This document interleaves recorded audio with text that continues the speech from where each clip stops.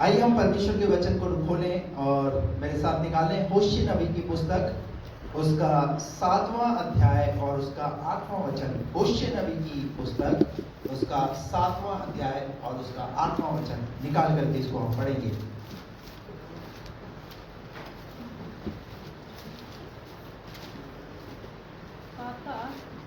हाँ। एफ्रेम देश देश के लोगों से मिला जुला रहता है। एफ्रेम ऐसी चपाती ठहरा है जो उल्टी ना गई हो। बस यहां हमने पढ़ा, एफ्रेम देश देश के लोगों से मिला जुला रहता है और एफ्रेम ऐसी चपाती ठहरा है जो उल्टी ना गई हो। जो उल्टी ना गई हो। यहां पर इस वचन को जब हमने देखा तो यहां पर एक रोटी का जिक्र है। रोटी, एक ऐसी चपाती। अगर हम रोटी के बारे में बाइबल में देखें तो कुछ जगह पर रोटी का जिक्र किया गया है। वो कहां कहां किया गया है उसके विषय में निकाल करके पढ़िए। मत्ती रचित सुसमाचार, उसका 6वां अध्याय, उसका 11 वचन, 6 का 11। हमारे दिन भर की रोटी आज हमें दे। ये रोटी जो है वो हमारी शारीरिक भूख को मिटाने के लिए, यानी प्रभु यीशु मसीह ने जब अपने चेलों को प्रार्थना करना सिखाया तो वहां पर यीशु मसीह ने कहा हमारी दिन भर की रोटी वो आज हमें दे, यानी शारीरिक भूख को मिटाने के लिए इस रोटी का जिक्र किया गया है। Praise the Lord. निकाल करके पढ़िए यूहन्ना रचित सुसमाचार, उसका 6वां अध्याय, उसका 35वां वचन। एक और रोटी। यीशु ने उनसे कहा जीवन की रोटी मैं हूँ। जीवन की रोटी मैं हूँ। यहाँ पर यीशु मसीह ने स्वयं अपने लिए इस रोटी का जिक्र किया। यीशु मसीह ने कहा जीवन की रोटी मैं हूँ और हो गया पूरा। जो मेरे पास आता है वह कभी भूखा ना रहेगा। तो एक रोटी का जिक्र यीशु मसीह ने यहाँ पर किया और एक रोटी का जिक्र यीशु मसीह ने अपने चेलों को करके बताया। वो रोटी है शारीरिक रोटी। और एक रोटी का और जिक्र हम देखेंगे परमेश्वर के वचन से, नीति वचन, उसका 9वां अध्याय, उसका 5वां वचन पढ़िए।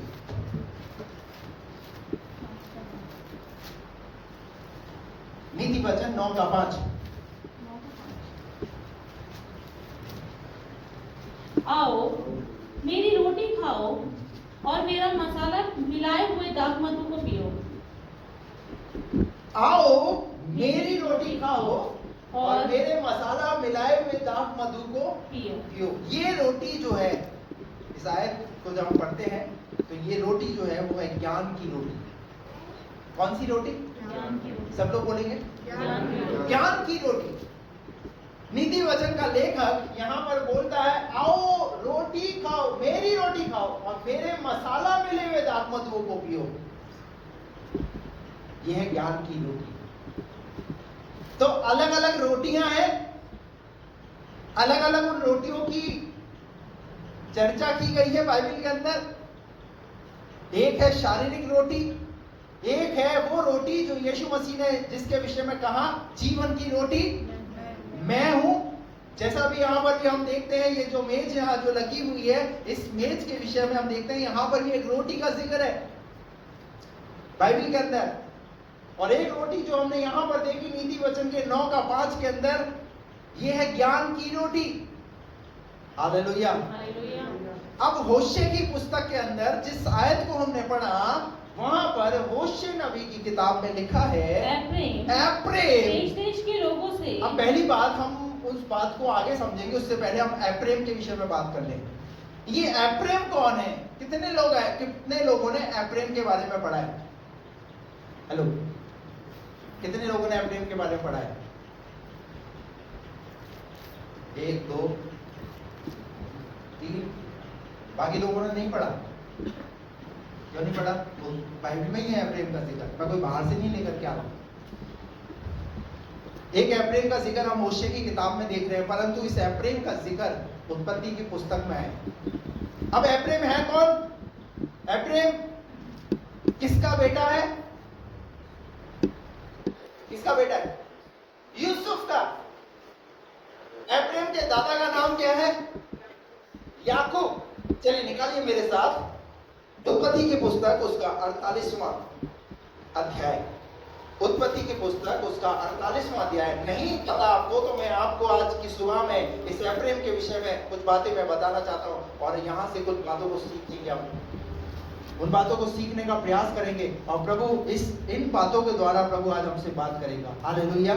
निकाल करके पढ़े 48 अध्याय उसका पहला वचन, क्या लिखा है यहाँ पर? इन बातों के पश्चात किसी ने यूसुफ से कहा, सुन, तेरा पिता बीमार है। तब वह मनश्शे और एफ्रेम नामक अपने दोनों पुत्रों को संग लेकर उसके पास चला। अभी पता चला यूसुफ को कि यूसुफ का पिता बीमार है, यानी याकूब बीमार है। तो यूसुफ ने अपने दोनों पुत्रों को लिया और कहाँ गया? वो अपने पिता के पास गया, उससे मिलने के लिए गया। और किसी ने याकूब को बता दिया, तेरा पुत्र यूसुफ तेरे पास आ रहा है। तब इज़राइल अपने को संभालकर खाट पर बैठ गया और याकूब ने यूसुफ से कहा, सर्वशक्तिमान ईश्वर ने कनान देश के लूज नगर के पास मुझे दर्शन देकर आशीष दी और कहा, सुन, मैं तुझे फलवंत करके बढ़ाऊंगा और तुझे राज्य राज्य की मंडली का मूल बनाऊंगा और तेरे पश्चात तेरे वंश को यह देश दूंगा जिससे कि वह सदा तक उनकी निज भूमि बनी रहे। याकूब ने यूसुफ को क्या कहा?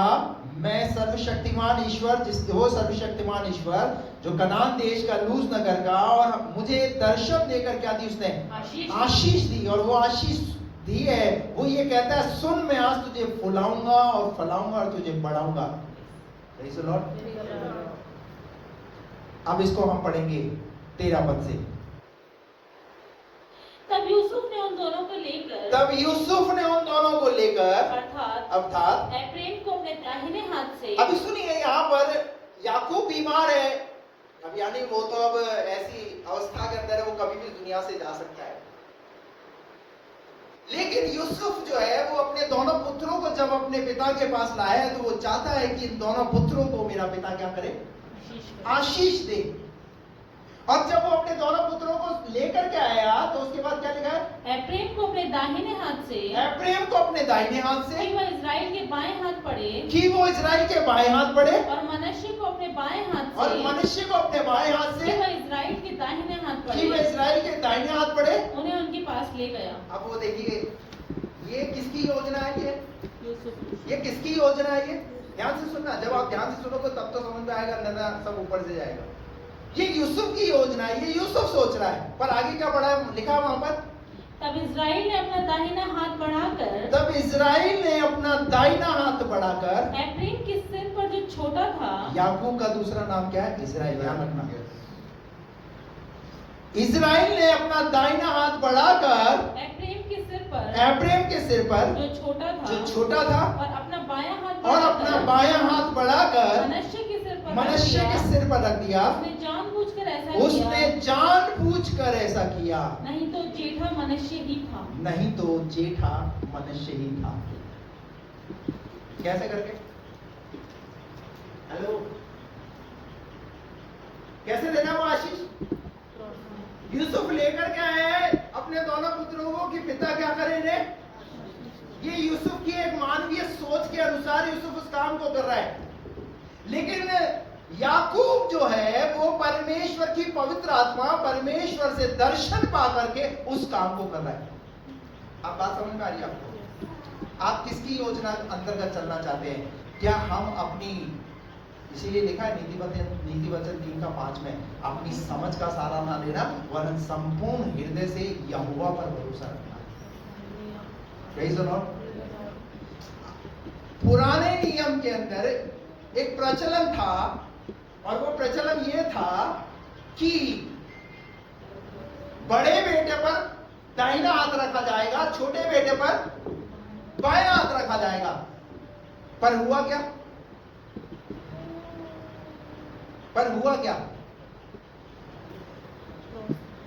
उसने हाथ कैसे रखा?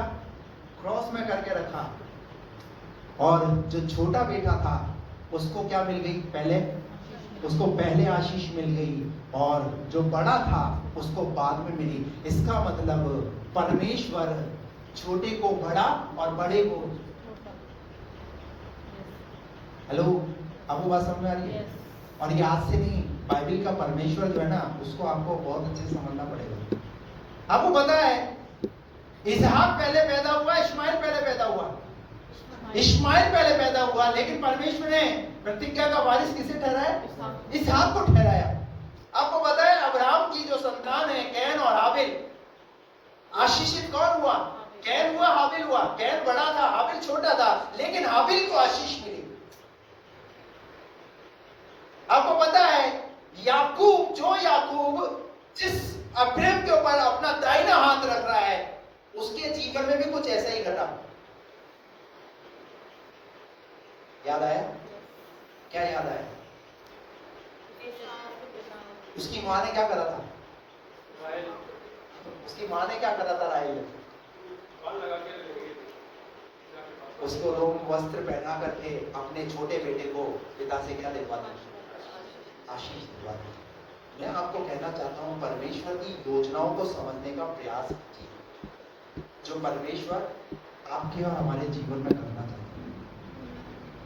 Hallelujah, hallelujah. यहाँ अभी हमने पढ़ा, तब इस्राएल ने अपना दाहिना हाथ बढ़ाकर एफ्रेम के सिर पर, दाहिना हाथ बढ़ाकर एफ्रेम के सिर पर जो छोटा था, और अपना बायां हाथ बढ़ाकर मनश्शे के सिर पर रखा। उसने जानबूझकर ऐसा किया, नहीं तो जेठा मनश्शे ही था। जेठा तो कौन था? जेठा तो मनश्शे ही था। आगे बढ़िए उसके बाद। फिर उसने यूसुफ को आशीर्वाद देकर कहा, परमेश्वर जिसके सन्मुख मेरे बाप दादे अब्राहम और इसहाक चले, वही परमेश्वर मेरे जन्म से लेकर आज के दिन तक मेरा चरवाहा बना है। अभी पढ़िए इसका 17 पद पढ़िए। जब यूसुफ ने देखा कि मेरे पिता ने अपना दाहिना हाथ एफ्रेम के सिर पर ये रखा सब है, कुछ होते हुए जब यूसुफ ने देखा कि मेरा पिता जो है वो क्या कर रहा है? क्या कर रहा है? अरे क्या हो रहा है? ये गलत कर रहा है। ये वो वाजिब है, क्योंकि जो चीज पीढ़ियों से चली आ रही है उसको करेक्ट तो किया जाएगा ना, पिता को बोला जाएगा ना। और उसने वहां पर बोला भी कि बड़ा है पापा। ये हो सकता है शायद, पता है उसने इसलिए बोला क्योंकि पापा बूढ़ा हो गया है, आंखें भी धुंधली हो जाती है, दिखने में शायद थोड़ा कुछ प्रॉब्लम हो, इसलिए उसने क्या बोला पापा को? पापा। तब ये बात उसको बुरी लगी। तब उसने जब ये देखा तो उसको कैसी लगी? बुरी लगी। अब अगर मानवीय रूप से अगर देखा जाए तो बुरी लगेगी, क्योंकि मेरा जो बेटा मनुष्य है उसको क्या मिलनी चाहिए पहले, और बड़ा यही है, ज्येष्ठ यही है, क्योंकि इतिहास इस बात में बताता है कि पहलौठे मेरे हैं। परंतु यहां पर कौन पहलौठा किसको ठहरा रहा है? कौन ठहरा रहा है? वो स्वर्ग का परमेश्वर। Hallelujah, praise the Lord. क्या लिखा है आगे पढ़िए उसके बाद? तब ये बात उसको बुरी लगी, इसीलिए उसने अपने पिता का हाथ इस विचार से पकड़ लिया कि एफ्रेम के सिर पर से उठाकर मनश्शे के सिर पर रख दे। और यूसुफ ने अपने पिता से कहा, हे पिता, ऐसा नहीं, क्योंकि जेठा यही है। वो पापा को है ना, पापा जेठा ये है, मनश्शे जेठा है, और आगे अपना दाहिना हाथ इसके सिर पर रख। उसके पिता ने कहा, नहीं, सुन हे मेरे पुत्र, मैं इस बात को भली भांति जानता हूँ। पापा ने कहा, बेटा तू मुझे क्या सिखा रहा है? हेलो, ये बात मैं भली भांति जानता हूँ। हालेलुया। क्योंकि जो दाहिना हाथ है वो किसके ऊपर रखा जाता था? जो बड़ा होता था उसके ऊपर रखाता था। और जो दाहिना हाथ जो है वो अधिकार को दिखाता है, आशीष को दिखाता है, और वो छोटे को न मिल के वो किसको मिली? वो किसको मिली? वो बड़े एफ्रेम को मिली। और उसके बाद आगे क्या लिखा है? उसके पिता ने कहा नहीं, सुन हे मेरे पुत्र, मैं इस बात को भली भांति जानता हूँ, यद्यपि इससे भी मनुष्य की एक मंडली उत्पन्न होगी। यद्यपि इससे भी क्या होगी? एक मनुष्यों की एक मंडली उत्पन्न होगी, और वह भी महान होगा, तो भी इसका छोटा भाई इससे अधिक महान हो जाएगा। Praise the Lord, hallelujah. कौन महान हो गया? एफ्रेम महान हो गया। और जब हम राजाओं की किताब में पढ़ेंगे तो वहां पर लिखा है, जो एफ्रेम था, उत्तरी राज्य और दक्षिणी राज्य के अंदर इजराइल जो है 2 भागों में बट गया। इजराइल के कितने गोत्र थे? 12।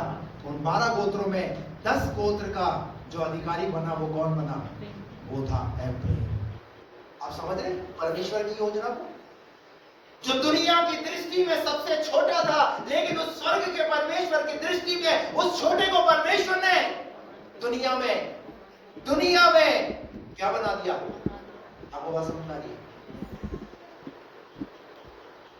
यीशु मसीह ने एक बालक को बुलाया और बुला करके कहा, अपने आप को बालकों के समान बनाओ, क्योंकि स्वर्ग का राज्य ऐसे ही का है। हालेलुया। आपको परमेश्वर की योजना समझनी पड़ेगी कि परमेश्वर की योजना मेरे जीवन के लिए क्या है।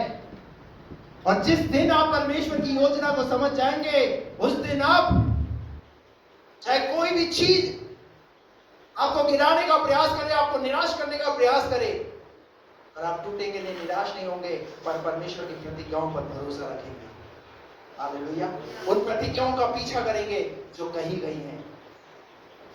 हालेलुया। जो छोटा था उसे क्या बना दिया परमेश्वर ने? बड़ा अधिकारी, और बड़ा अधिकारी नहीं पर महान बना दिया। हालेलुया। हालेलुया। अब ज्यादा इसके विषय में तो एक भूमिका मैंने आपको बताई। अब हमें प्रेम की उस होशे की किताब के अंदर 7वें अध्याय में जो आयत हमने पढ़ी थी, उस आयत को अब हम फिर से पढ़ेंगे। वहां पर लिखा हुआ है एप्रेम, देश देश के लोगों से। अब इसके लिए क्या बोला गया है? एप्रेम देश देश के लोगों से मिला जुला रहता है। एप्रेम ऐसी चपाती ठहरा है। कैसी चपाती ठहरा है? जो उल्टी ना हो गई हो। कैसी चपाती ठहरा है? हेलो, इधर देखिए। कैसी चपाती है? एप्रेम एक ऐसी चपाती है, एक तरफ तो सिक गया, पर एक तरफ कैसी है? अगर ये रोटी मैं आपको दूं, ये खाओ, कितने लोग इस रोटी को खाना पसंद करेंगे? कोई खाएगा इस रोटी को?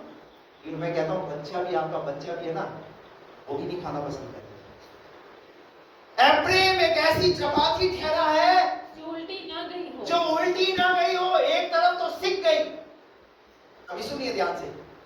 पुराने जमाने के अंदर जो रोटियां है ना, वो कोयलों पर और पत्थरों पर सेकी जाती थी। कोयलों पर और पत्थरों पर सेकी जाती थी।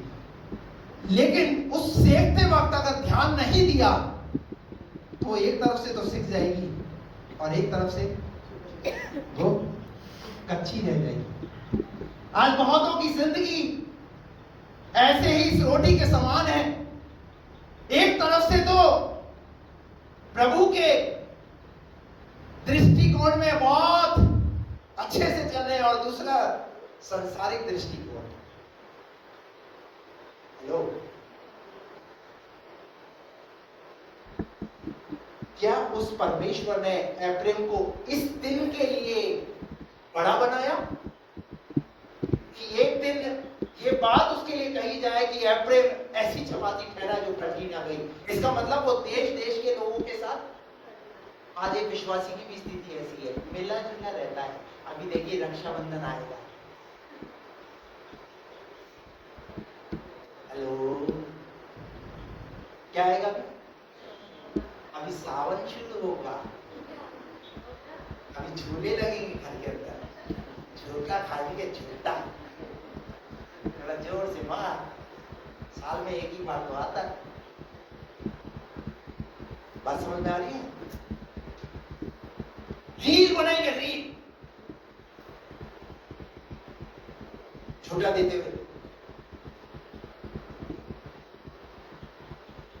मैं कई बार जब ऐसे विश्वासियों के जब स्टेटस देखता हूं ना, मैं इसलिए मैं तो स्टेटस देखना भी अधिक अध्याय में, क्योंकि उससे मुझे मेरी आत्मा में जो है ना, मुझे ऐसा एक जलन टाइप की महसूस होती है। मैंने यार ये संडे को विश्वासी आता है और यहाँ आता है मैं हाथ उठाकर गाऊंगा यीशु तेरा नाम रहे, यीशु तेरा नाम रहे, और उसके बाद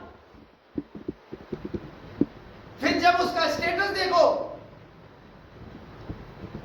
तो वो गाना एक फिल्मी गाना, दर्द भरा गाना। उससे ये भी पता चलता है कि ये दर्द भरा गाना है, तो पता चलता है वो टूटा हुआ है। बात समझ आ रही है? देश देश के लोगों के साथ क्या ये दिन देखना बाकी है क्या?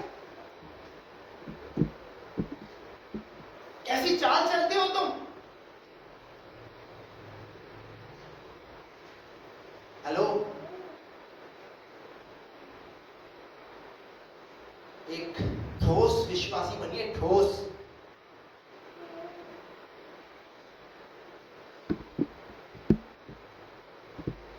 हम जो डालते हैं ना, दुनिया देखती है, फिर उससे हमारा व्यक्तित्व पता चलता है कि हमारा व्यक्तित्व किस प्रकार का है, किस कैटेगरी में, किस तरीके से चलने वाला विश्वासी है।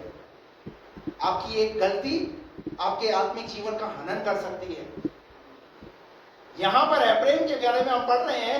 एप्रेम देश देश के लोगों से ऐसी चपाती ठहरा है जो उल्टी ना गई हो। एप्रेम देश देश के लोगों के साथ मिला हुआ है। बाइबल में एप्रेम जो शब्द है ना, वो लगभग 34 बार आया है, लगभग 34 या 36 बार। सबसे ज्यादा होशे, सॉरी, पूरी बाइबल में होशे की किताब के अंदर, जिस होशे की किताब में हम ये बात पढ़ रहे हैं। एप्रेम ऐसी चपाती ठहरा है जो पलटी ना गई हो। Hallelujah, hallelujah. एप्रेम की स्थिति क्या है?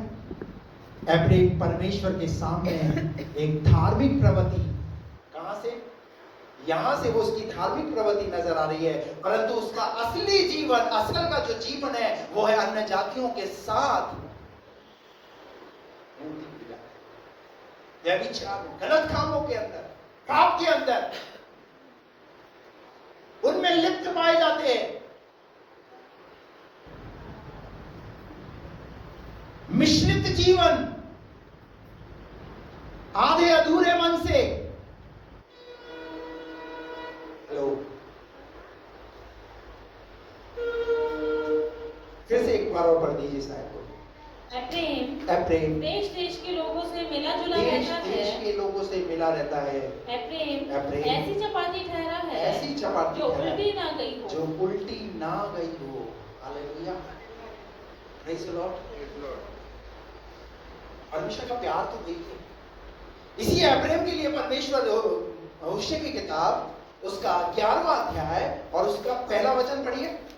जब इस्राएल बालक था, तब मैंने उससे प्रेम किया। देखिए, उससे प्रेम के विषय में बात की जा रही है। जब वो बालक था, मैंने उससे प्रेम किया और अपने पुत्र को मिस्र से बुलाया। परंतु जितना वे उनको बुलाते थे, उतना ही वे भागे जाते। वे बाल देवताओं के लिए बलिदान करते और खुदी हुई मूर्तों के लिए धूप जलाते थे। मैं ही एप्रेम को पांव चलाता था। देखिए, परमेश्वर का प्रेम देखिए आप, कैसे याद कर रहा है उन बातों को। लेकिन परमेश्वर आज उस स्थिति को भी देख रहा है जो एप्रेम के जीवन में है, जो देश देश के लोगों के साथ मिला हुआ है। परमेश्वर बोल रहा है, मैं उसे पांव चलाता था और उनको गोद में लिए फिरता था। कैसे?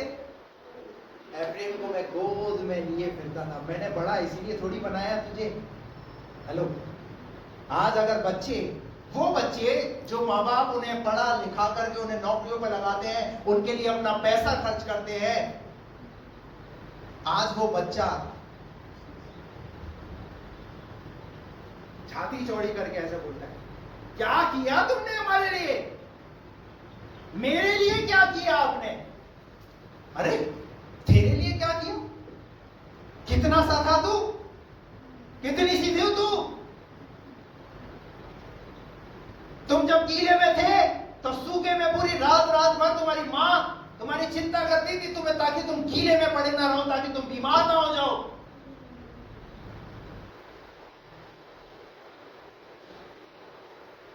लेकिन बच्चा जब बड़ा हो जाता है तो उसी माँ को धिक्कारना शुरू, उसी पिता को धिक्कारना शुरू। उन्हीं के लिए तुमसे अच्छे तो वो अच्छे, देखो उनके मम्मी डैडी। हेलो, किससे तुलना करते हैं? किसके बच्चों से तुलना करते हैं? अरे माँ होती है, तुम्हारा बाप होता है, तुम्हारी परवरिश कैसे करी, उन बातों को याद रखो।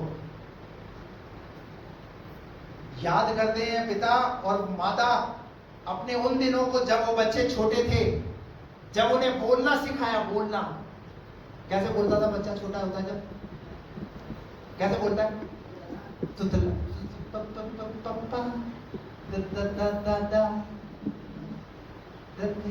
कैसे बोलते हैं? और अभी जब बोलना शुरू कर देते हैं तो, अभी जब बच्चे बोलना शुरू कर देते तो ऐसे चुप ही नहीं होते हैं? मेरा बेटा गाड़ी में जब वहां से स्कूल से छूटेगा ना, पूरे रास्ते वो ही बोलता है, वो पूरे रास्ते बोलता आएगा। मैं ठीक है सुना बेटा, मैं भी तो गाड़ी चला रहा हूँ। मतलब बोलना तो गलत नहीं बोल रहा है, वो स्कूल की बातें कर। आज बच्चों के पास बहुत बातें हैं,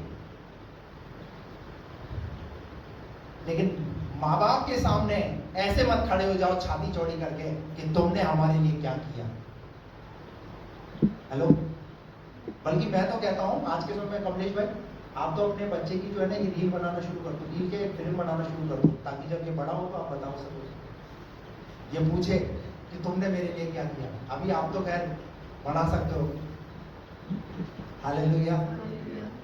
मैं परमेश्वर का वचन देता हूँ शरीर में परमेश्वर एफ्रेम को क्या याद दिला रहा है? मैं ही एफ्रेम को पाँव चलाता और उसको गोद में लिए फिरता, परंतु वे ना जानते थे उनका चंगा करने वाला कि मैं उनका चंगा करने वाला हूँ। Hallelujah, hallelujah. अरे भूलिए मत, पलटिए मत, कच्ची रोटी मत बनिए। एक तरफ से सीख गए हो तो सही समय रहते हुए इधर से भी इसको। हालेलुया।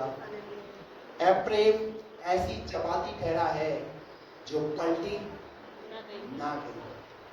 आज मैं आपको कहता हूं, आज अपने जीवन को, दोहरे जीवन को, ऐसे जीवन से बाहर निकलिए। पहला राजा, कुछ आयतें आपको दूंगा मैं, कुछ उदाहरण। पहला राजा 18 अध्याय 21 पद पढ़िए। वे दोपहर भर ही क्या वरन भेंट चढ़ाने के समय वह नवबूत करते रहे, परंतु कोई शब्द सुन न पड़ा, और ना तो किसी ने उत्तर दिया और न कान लगाया। 18-21 पढ़ो। 18-21। और एलिया सब लोगों के पास आकर कहने लगा, तुम कब तक दो विचारों में लटके रहोगे? एलिया यहाँ पर लोगों के पास आया और आकर के कहने लगा, कब तक, कब तक, कब तक दो विचारों में लटके रहोगे?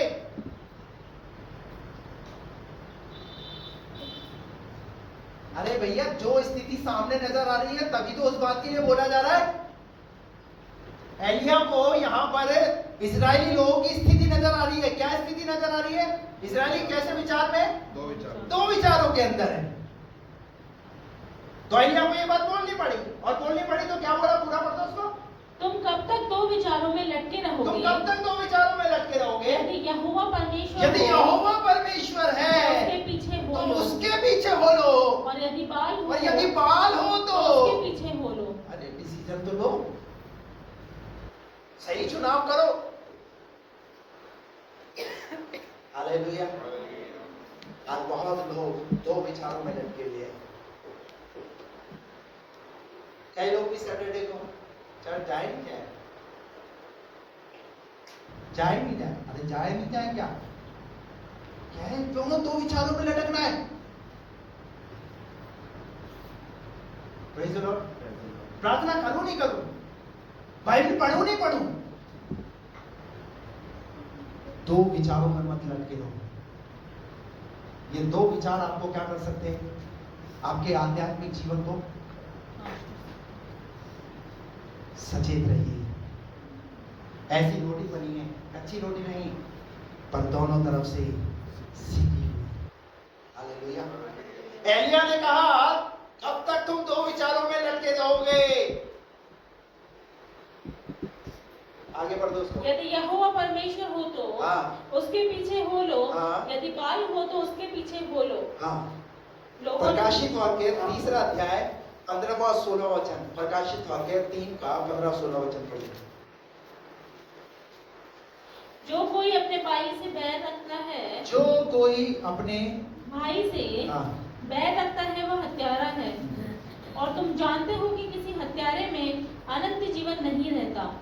हमने प्रेम इसी से जाना कि उसने हमारे लिए अपने प्राण दे दिए, और हमें भी भाइयों के लिए प्राण देना चाहिए। मैंने कौन सी आयत बोली? प्रकाशित वाक्य 3 का 15 और 16 बोला मैंने। मैं तेरे कामों को जानता हूँ, मैं तेरे कामों को जानता हूँ कि तू ना तो ठंडा है और ना गर्म, तू ना तो ठंडा है और ना गर्म। क्या चीज नजर आ रही है यहाँ पर? कैसा जीवन नजर आ रहा है? इस रोटी के समान। लौदीकिया की कलीसिया से कहा जा रहा है, ना तो तू ठंडा है और ना गर्म, ना तो गर्म है। भला होता कि, यानी आधी अधूरी भक्ति, आधी अधूरा ऐसा जीवन, ना तो ठंडे है नहीं। ऐसे गुनगुनी चाय पसंद है क्या?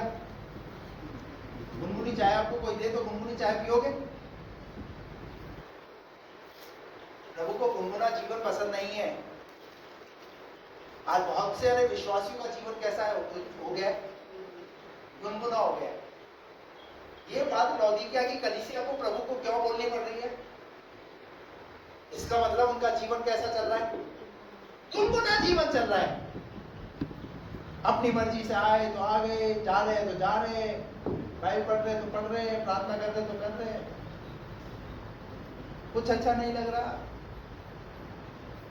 प्रभु ने यहां पर एक शिकायत बोली। क्या बोली? मैं तेरे कामों को जानता हूँ। मैं तेरे कामों को जानता हूं। ध्यान रखना,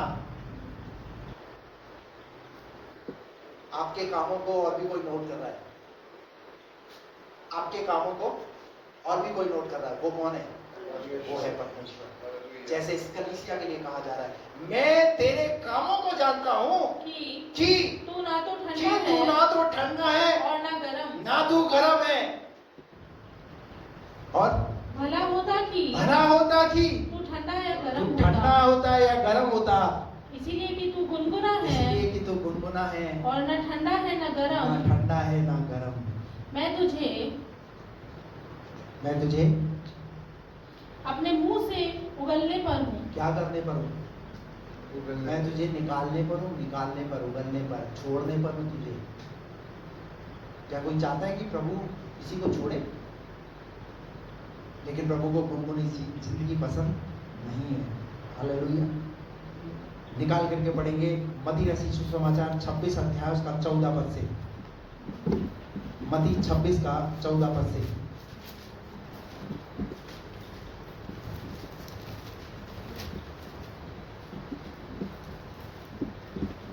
तब यहूदा इस्करियोती जो 12 चेलों में से एक था, पढ़ो। तब यहूदा इस्करियोती ने जो 12 चेलों में से एक था, प्रधान याजकों के पास जाकर कहा, यदि मैं उसे तुम्हारे हाथ पकड़वा दूं तो मुझे क्या दोगे? इसका मतलब क्या है? यहूदा इस्करियोती का जो मन है, यह किसके साथ रहा है? ये है किस पार्टी का है? ये किस पार्टी का है? जीसस पार्टी का है ना? जीसस पार्टी के साथ रह रहा है, खा रहा है, पी रहा है, सब कुछ वहां कर रहा है, परंतु उसका मन का लगा हुआ है। यहां लिखा हुआ है यहूदा इस्करियोती जो 12 चेलों में से एक था, प्रधान याजकों के पास जाकर प्रधान याजकों के पास गया, यदि मैं तुम्हारे हाथ पकड़वा दूं। अरे ऐसी जिंदगी प्रभु को पसंद नहीं है। रहते यहाँ हो, बातें वहां की करते हो। क्या लेन देन चल रहा है? हेलो, क्या हुआ यहाँ पर? यदि मैं उसे तुम्हारे हाथ पकड़वा दूं तो तुम मुझे क्या दोगे? और उन्होंने उसे 30 चांदी के सिक्के तौलकर दे दिए। उन्होंने उसे 30 चांदी के सिक्के तौलकर उसे दे दिए। और वह उसी समय से उसे पकड़वाने का अवसर ढूंढने लगा। जब से यीशु ने उससे बुलाया और अपने साथ रखा, और लगभग 3.5 साल की सेवकाई का समय रहा यीशु मसीह का। 3.5 साल की सेवकाई में यीशु मसीह के साथ रहा, परंतु निभा किसकी रहा है? हेलो, साथ किनका दे रहा है? महायाजकों का, दुश्मनों का, उन लोगों का। आज बहुत सारे विश्वासियों की ऐसे रहते यहाँ है, कलीसिया में इस पास्टर के अधीन रहते हैं, इस कलीसिया में आते हैं, पर जो कलीसिया छोड़ करके चले गए उनके साथ फेलोशिप। हेलो, जो कलीसिया की बुराई करके गया, जो पास्टर की बुराई करके गया, पास्टर के परिवार की बुराई करके गया, कलीसिया को छोड़ करके गया, उनके साथ क्या चल रहा है? फेलोशिप, समझौता। आपको बात समझ में आ रही है? अरे जहां के हो वहां के वफादार बने रहो। हेलो, जहां के हो वहां के वफादार बने रहो। यहूदा के साथ क्या हुआ? उसका मन, इसका मतलब यहूदा उस चपाती के समान है जो पूरी रीति से पलटा और किस किस के साथ मिला हुआ है? देश के लोगों के साथ मिला हुआ है। हालेलुया। आपको बात समझ में आ रही है? ये जो मिला जुला जीवन है ना, प्रभु को पसंद नहीं है।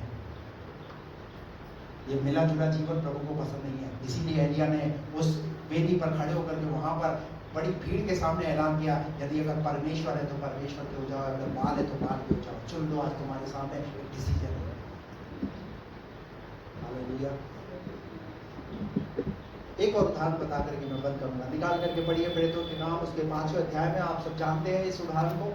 यहाँ पर कलीसिया के एक परिवार की बात हो रही है, और उस परिवार में पति और पत्नी। पति का नाम है हनन्याह, पत्नी का नाम है सफीरा।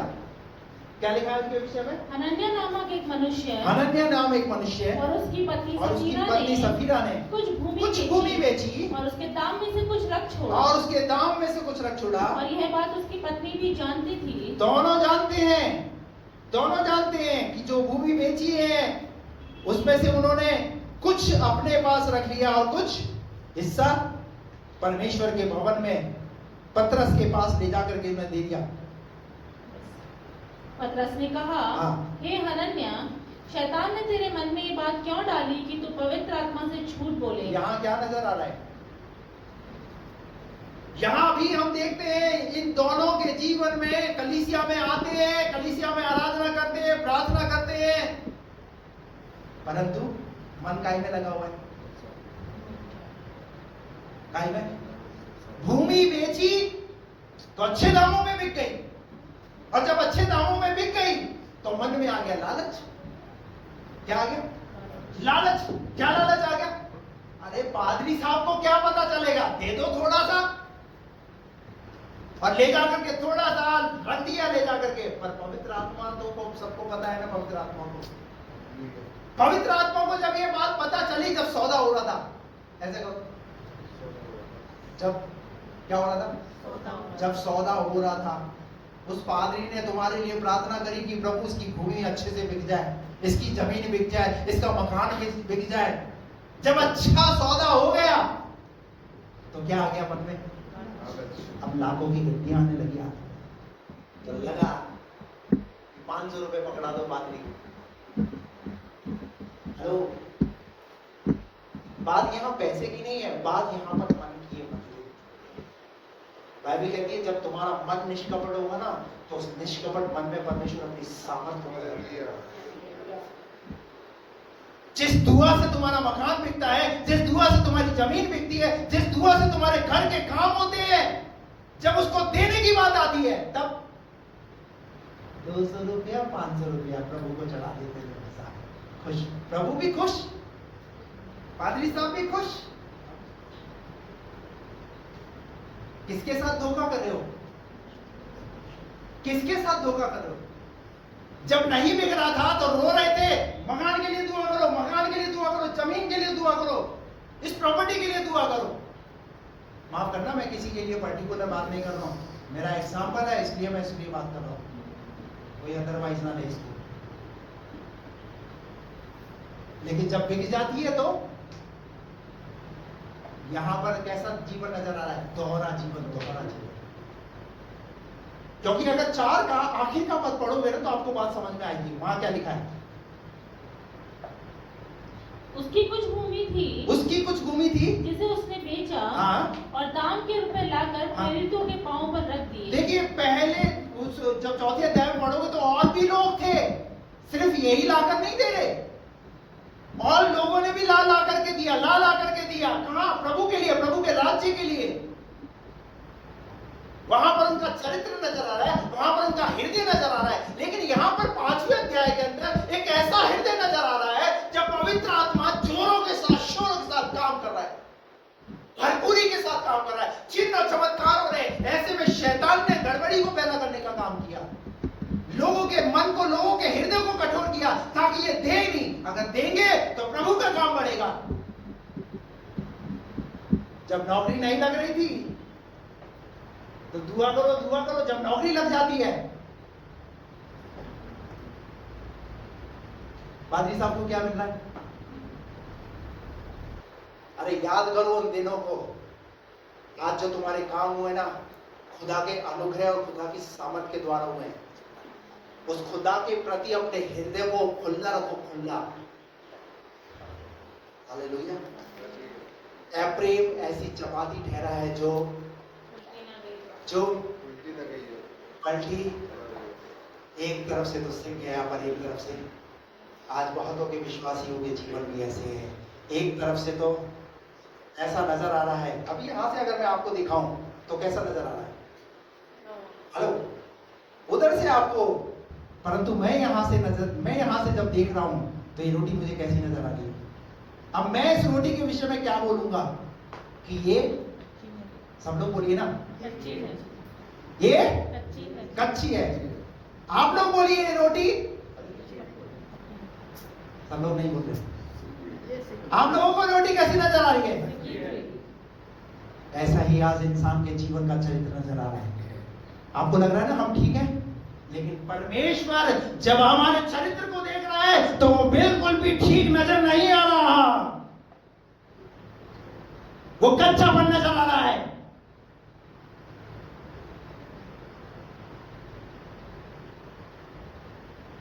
तो आज क्या करना है? बोलिए ना, आज इस कच्चेपन को दूर करना है। हालेलुया। आज अपने आप को पलटने की जरूरत है, पलटने की जरूरत है। जब एक महिला रोटी बनाती है ना तो किसी भी तरफ ध्यान नहीं देती। क्यों? वो बिल्कुल उसका ध्यान रोटी में रहता है, ताकि चल तुरंत उसे पकाना है। हालेलुया। तभी तो घंटों का काम मिनटों में हो जाता है, सिर्फ गूंदने में आटे में लगता है। रोटियां, रोटी इतनी जल्दी कैसे बन गई? Praise the Lord, hallelujah. ये रोटी, मैं जैसे ही मैंने आज अपनी पत्नी को बोला मैंने एक रोटी बनाना, कच्ची रोटी बनाना, वो समझ गई आज मैसेज होने वाला क्या है। तो उनको पता चल गया, क्योंकि लिखा है एप्रेम ऐसी चपाती ठहरा है जो पलटी ना गई। हालेलुया। मैं प्रभु को धन्यवाद देता हूँ मेरी पत्नी के लिए कि उन्होंने इतनी अच्छी ऐसी कच्ची रोटी सेकी। वैसे तो वैसे अच्छी पक्की रोटी सेक दी है, ऐसी रोटी मुझे नहीं खिलाती। हालेलुया। बात समझ में आई आपको? कुछ उदाहरण मैंने आपके सामने रखे हैं। एप्रेम, जिसे परमेश्वर ने कहां से कहां पहुंचाया, लेकिन आज जब परमेश्वर दृष्टि कर रहा है तो क्या देख रहा है? लोगों के साथ। किसने बर्बादी, किसने देखी है बर्बादी? क्या परमेश्वर आपको ये दिन दिखाना चाहता है कि आप बर्बाद हैं? अरे जिस परमेश्वर ने आपकी जब शुरुआत अच्छी की तो आपका अंत भी अच्छा होना चाहिए। पर ये अंत खराब कैसे हो रहा है? ये अंत बुरा कैसे हो रहा है? ये अंत, इसका कारण, इसका बुराई का कारण और कोई नहीं है, वो स्वयं खुद एप्रेम है। आज बहुतों के जीवन के अंदर उसकी प्रॉब्लम के कारण और कोई नहीं है, वो खुद है। जांचिए अपने आप को। कच्चे मत रहिए, कच्चे मत रहिए, सीख लीजिए अपने आप को। गुनगुने मत रहिए। आइए सब अपनी आंखों को बंद करेंगे, प्रार्थना करेंगे।